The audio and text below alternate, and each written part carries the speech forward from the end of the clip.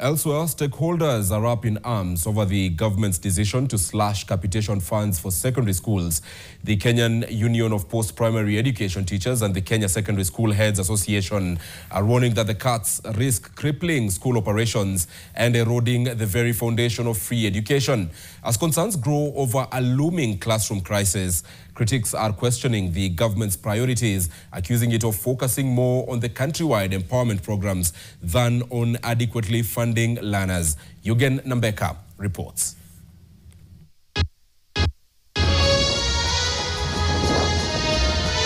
The government has been on the receiving end over the move to reduce capitation for secondary school learners from the 22,244 shillings to 16,000 per learner due to budgetary constraints.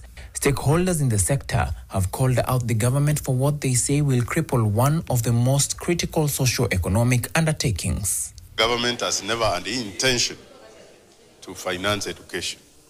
They want the parent to pay, but they are not telling them in no uncertain terms. So I think what they said yesterday through the Minister for Finance is the correct position.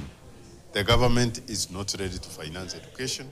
Kuppet says the government is leaving schools in a difficult situation by delaying the release of funds, forcing teachers into debt just to keep schools running. The union is faulting the state for what it calls misplaced priorities, allocating funds to empowerment programs while neglecting education, which is free and compulsory under the Constitution, sentiments echoed by Secondary Schools Association Kesha.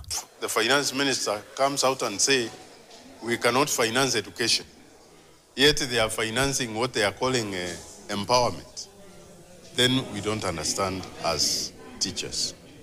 The government will be compelled to finance public education because they are taking our taxes. I appeal to the parents that now that we have full knowledge, the schools will be receiving 16,900 instead of 22,244.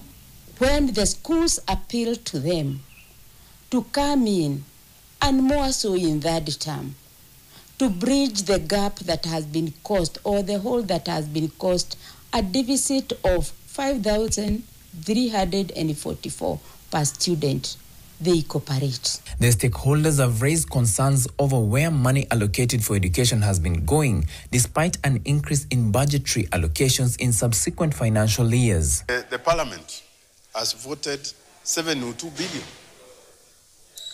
The previous year, it was 652 billion. So we were wondering, where does this money go?